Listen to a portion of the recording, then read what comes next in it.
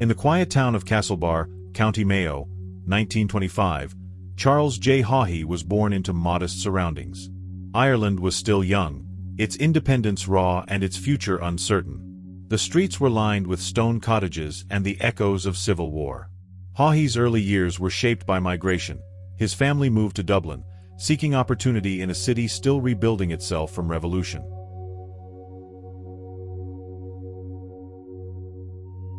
Donnycarney, on Dublin's north side, became Haughey's new home. The neighborhood was working class, defined by narrow lanes and quiet resilience. Here, he learned the value of ambition. The city itself was a study in contrast, Georgian grandeur beside tenement decay. Ireland's capital was a place where power whispered behind closed doors, and young Haughey listened.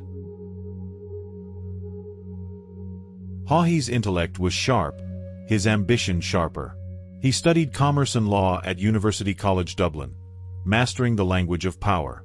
The courtroom became his stage, and he played it well. In the post-war years, Ireland's legal system was both a relic and a tool, ripe for someone who knew how to bend it. By the 1950s, Haughey entered politics under the banner of Fianna Fáil. The party, forged in revolution, now sought stability. Haughey brought charisma and calculation. He understood optics, how a well-timed speech or a quiet handshake could shift tides. Dublin's corridors of power welcomed him, cautiously.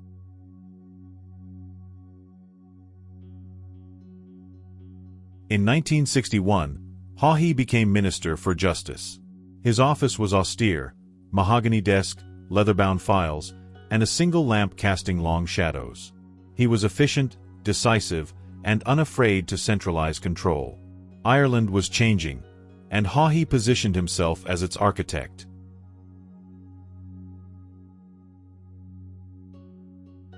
As the 1960s progressed, Haughey's influence grew. He moved through ministries, agriculture, finance, with precision. Ireland's economy was shifting from rural to industrial, and Haughey championed modernization. He spoke of Europe, of progress, of Ireland's place in the world. Behind the speeches, alliances formed in shadow.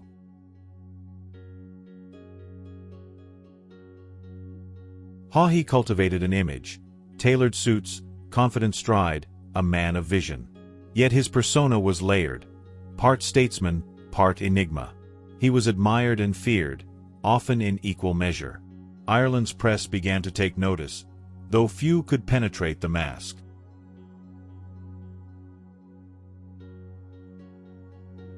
In 1970, scandal struck.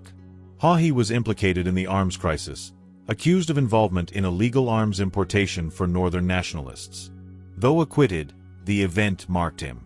Trust was shaken. The shadows around him deepened, and his political ascent paused, but did not end.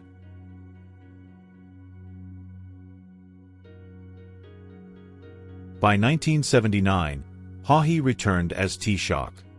His comeback was calculated, his authority firm.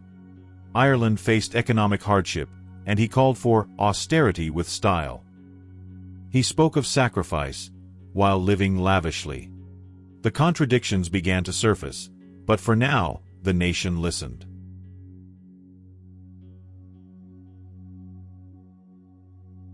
Haughey's first term as Taoiseach revealed his vision: European integration, cultural investment, and industrial growth. He funded the arts, supported Irish enterprise, and strengthened ties with Brussels. Ireland was no longer isolated, it was stepping onto the world stage. And Haughey stood at the helm.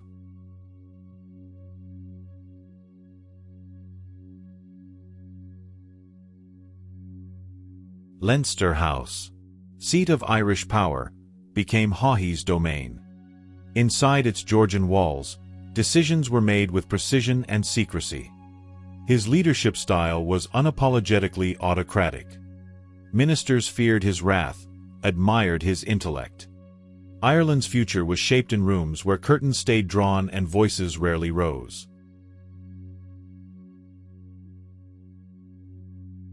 Ireland's economy faltered in the early 1980s. Haughey called for national sacrifice, belt-tightening, restraint, discipline. Yet his own lifestyle told another story. Reports whispered of yachts, tailored suits, and fine wines. The contrast was stark. A nation in recession, led by a man of excess.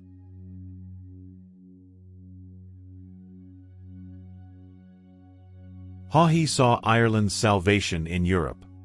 He deepened ties with the European community, securing funding and influence. Roads were built, industries supported, cultural programs launched. Ireland's image abroad improved. But at home, skepticism lingered. Was this progress or performance?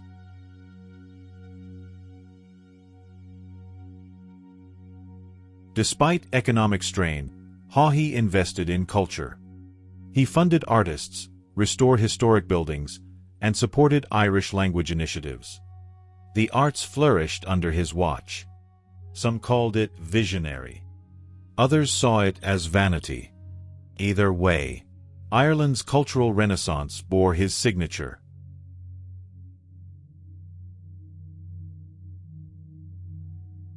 Power consolidated. Haughey surrounded himself with loyalists, men who owed their careers to his favor. Dissent was punished quietly. Promotions were strategic. The machinery of government became an extension of his will. Ireland's democracy endured, but its balance shifted.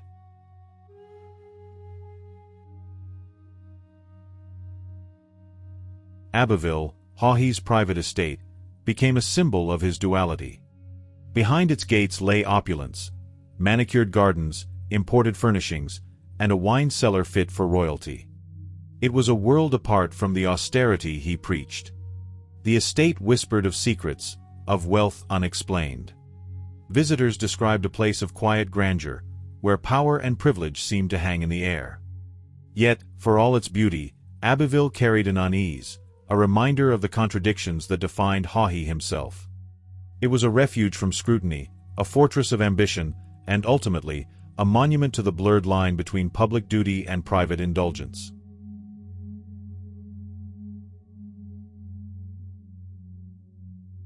By the late 1980s, journalists and political opponents began to probe. Questions arose about finances, favors, and offshore accounts. Haughey deflected with charm and force. The press grew bolder. The shadows around him deepened. Ireland's watchdogs were waking up.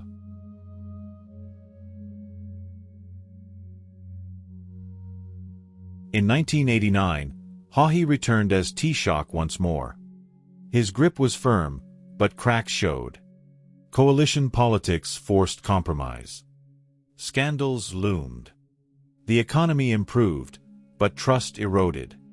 He was still the master, but the walls were closing in.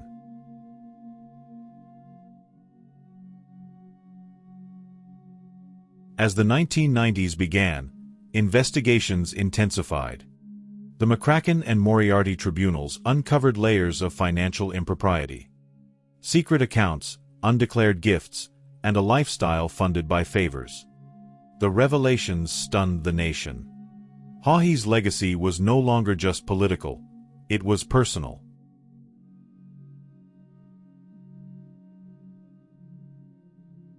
In 1992, Haughey resigned. His final bow was quiet, calculated. He left behind a transformed Ireland, economically stronger, culturally richer, politically shaken. His reign was ironclad, but not unbreakable. The man who once ruled from the shadows now stood exposed.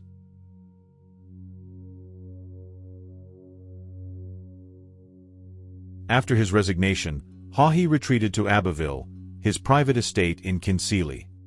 The gates closed, but the questions remained. The house stood like a monument to contradiction, elegant, secluded, and heavy with silence. It was no longer just a home. It was evidence. The tribunals began to dig. Bank records, offshore accounts, and handwritten notes surfaced. The paper trail was long and winding, revealing decades of undisclosed payments and political patronage. The public watched as the myth unraveled, one document at a time.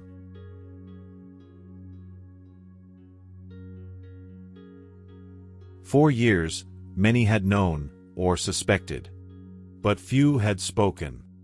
Loyalty, fear, and ambition had kept the truth buried. Now, the silence was breaking. Former allies testified. Journalists published. The cost of complicity became clear. A nation's trust slowly eroded.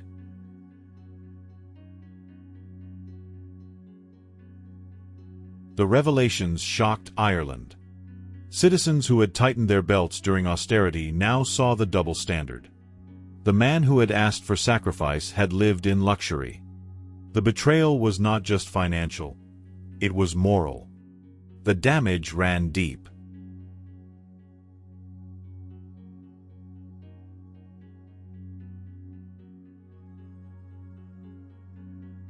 The Moriarty Tribunal became a stage for Ireland's reckoning. In sterile rooms lined with microphones and transcripts, the past was dissected. Haughey denied wrongdoing, but the evidence spoke louder. The proceedings were slow, methodical, and devastating. Haughey lived out his final years in relative quiet. He rarely appeared in public. The man who once commanded headlines now watched from the margins. His health declined. His legacy remained contested, admired by some, condemned by others, understood by few.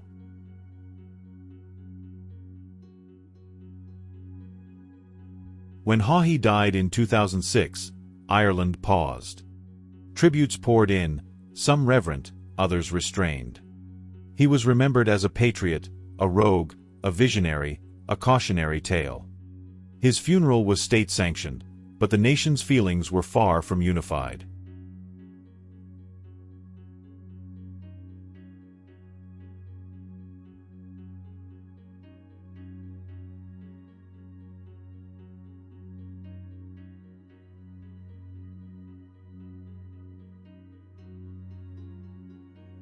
What is a legacy?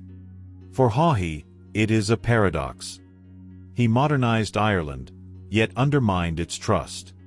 He championed culture, yet courted secrecy. He shaped a nation, yet left it questioning the cost. His story is not one of absolutes, but of complexity.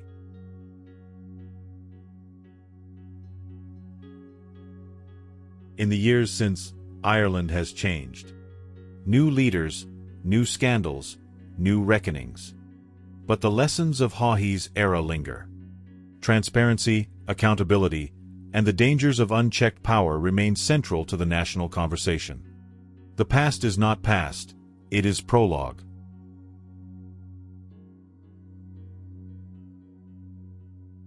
Charles J. Haughey was many things.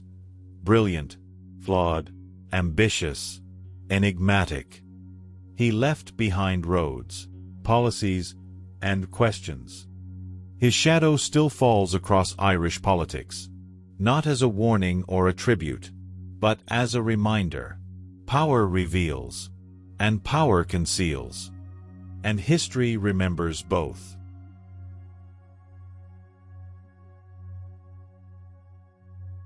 Thank you for watching this episode of Emerald Chronicle. Charles Haughey's story is a mirror, reflecting Ireland's ambition, contradictions, and transformation. Exploring figures like Haughey helps us understand not just the past, but the forces that shaped our present. Emerald Chronicle is your window into Ireland's history, myth, legends, and folklore. We're funded exclusively by YouTube, and we rely on just a few seconds of your time to and subscribe. Your support keeps these stories alive and ensures Ireland's legacy is never left in the shadows.